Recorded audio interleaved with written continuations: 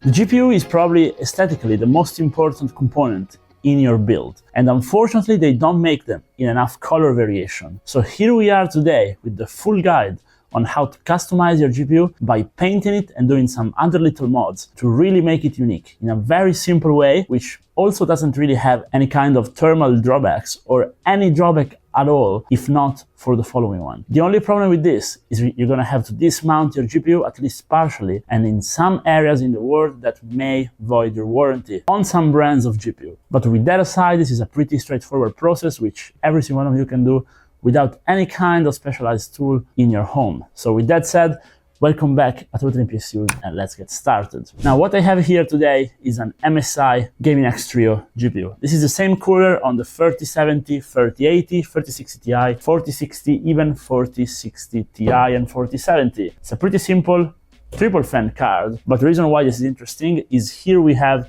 all the difficulties you may encounter, because it's very easy to paint a non-RGB GPU, but the only difficulties start when you have an RGB bar like the one over here, or some fans which you don't want to completely cover. Now, first of all, let me bust a few myths, okay? So painting the fans does not cause them to slow down or to lose your performance if you do it right. Also, painting the backplate has a negligible impact on the thermal conductivity of your backplate if you use the right paint and if you don't use too much. What I recommend you guys use is simple acrylic paint, and if you spend a little bit more on the paint and get a quality product, you will find it lasts more, it doesn't degrade with the heat that your GPU is gonna have, and it's also a lot easier to apply. Now, I'm also gonna give you a little pro tip, because there are two ways to do this. You can either dismount the whole card, dismount it all, paint the single components, which is what we're going to do here today, but you don't necessarily have to do it, especially if you fear voiding your warranty. There is actually a little trick. So you could actually just wrap the backplate with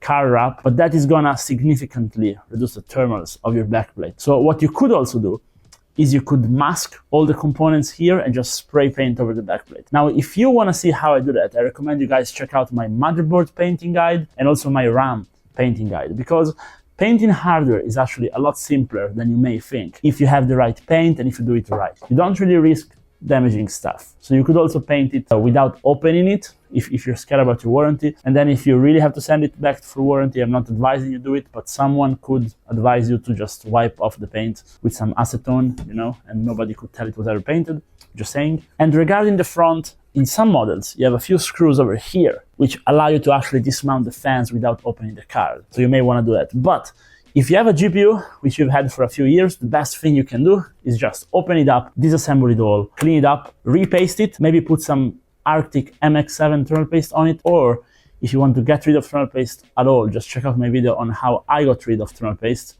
by using thermal putty instead of thermal pads, and also a phase changing material for the actual core, and then you can actually paint all the single components. So with that said, I will actually dismount this, paint it, and then come back to you explaining all the process.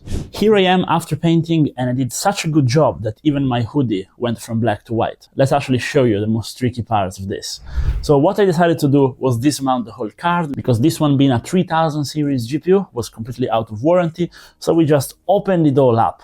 And as you can see, the thermal paste was really dry, so this was a good choice. Now the trick here to actually doing a good job is after you remove the top shroud, you want to detach from the actual shroud all the little components which light up or have any kind of electronic function. Make sure you also label all your screws and keep them aside, because if you're not filming the process, you may forget how to remount it properly. Now, after you've gone ahead and basically dismounted the whole card, you should have three pieces which you want to paint: your backplate, your front plate, and your fans. Now, after removing all the electronic components from the actual front plate, you will need to mask the parts in which the RGB is actually flowing through. That's probably the most difficult part. What I like to use is use some paper duct tape, but you can also use any kind of duct tape, and then use a paper cutter to cut it out properly. Make sure you cover it up properly. Now, if it's very difficult to actually cover it up, little pro tip is I recommend you actually overpaint. So you actually paint a little bit more than you would like, and then after, with some acetone, you just scrape off the paint, because it actually comes out relatively easily if you don't overpaint it. Now, let's talk about the fans. fans usually have a circular adhesive on top of them. And that's probably the most difficult part of all of this. So the best thing would be if you have one of those transparent adhesives, which you put, for example, when you take off the only ones to do the peel off, and I had 3 of those and I put them on the GPU. So by simply having those, I could then spray paint all over the fans and then afterwards just peel off the little adhesive and be fine. But you could also just mask them out the good old way, or you could also use a heat gun to slowly detach the adhesive and then put the adhesive back in with some glue. There are many ways to do this.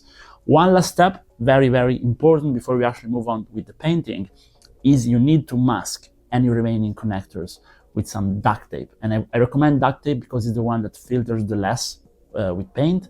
And in my case, the only connectors remaining were the fans, and I just masked them out. Now, to actually do the painting, I recommend you do it outside because just for safety reasons, and make sure you put something under what you're painting, possibly a flat surface. Don't take advice from me. I didn't really have a flat surface, so it was a little bit trickier to paint.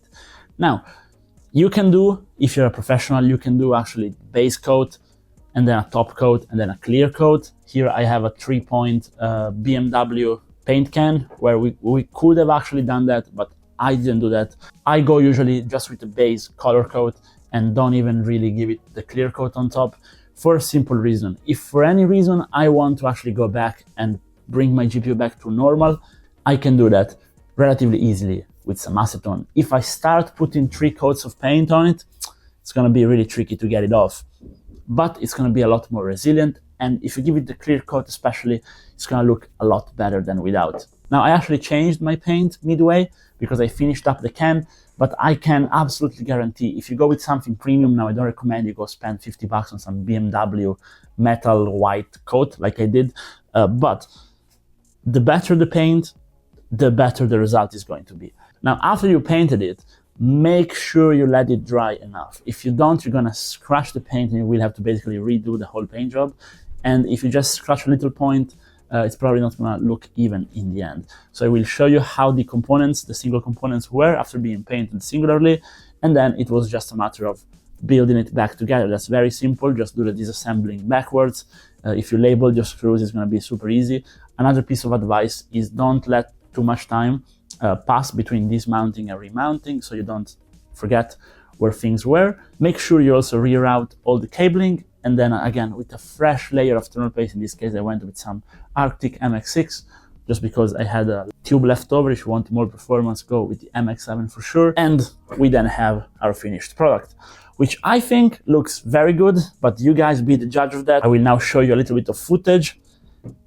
And I think the part which came out the worst genuinely was the backplate. I think in the backplate, the oil from the thermal pads leaked over. I tried to clean it out, but it's basically impossible to fully clean it out. So I would have had to give it probably another 2 or 3 coats to really make it perfect.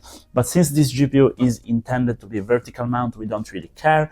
Another lesson learned here is if you want to vertical mount your GPU, just don't paint the backplate. There's no point. You're going to vertical mount it and you won't see the backplate. You can save yourself some time and some effort and just still be happy. Now I'll show you the card on the test bench as well with all the RGB working, and I think it's looking absolutely perfect. Of course, the first boot always gets you a little bit nervous, but check out the temperature results. First of all, check out the idle temperature. This thing was staying at under 30 degrees with the thermal paste freshly reapplied, but even under full load in Firestrike, we got an amazing score. Now, of course, I have a Gaming X Trio version here of an RTX 3060 Ti, which is a relatively low-powered card.